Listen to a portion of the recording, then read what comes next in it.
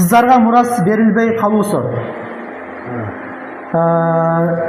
Kız kүйөөгө кеткен, ага мурас жок деген түшүнүк бар бизде. Бирок бул түшүнүк туура эмес түшүнүк. Бул шариатка карама-каршы келет. Динибизде мындай нерсеге өтө олуттуу карай. Анткени Аллах Таала кызга атайын үлүш белгилеген. Аллах Таала кыз балага үлүш белгилеген нерсеге бүгүн бизге каршы чыгып атабыз да. Берилбейт деп атабыз. Аны күйөөсү баксын, анын никеси башка, үй жайы башка деп атабыз да.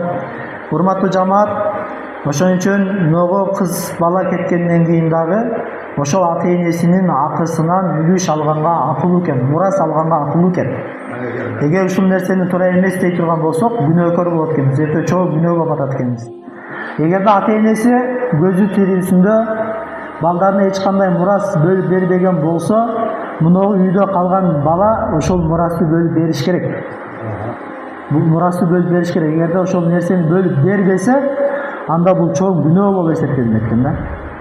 Бизде бүгүнкү күндө адам баягы балдарын бөлгөндөн кийин муногу уй сага, муногу ат сага, муногу кой сага деп бөлүп беребиз да. Бул нерсе ар бирибизде бар. Бул нерсени кылып атабыз. Бирок кыздарыбыздын акысы үлүшү берилбей калып атат да. Но ошол нерсени урматтуу жамаат эске алып, алардын дагы ошол сиз топтоп аткан мурастан акысы бар экен. Ошону бөлүп берип коеюлу, туура бөлүштүрүп коеюлу. Эртең кыяматта ошолор дагы сиздин жакаңызга келип асылбасын. Сен мага бербедиң эле, паланча балаңа мынча бердиң, мага эмне бербедиң деп сиздин жакаңызга асылат эртең.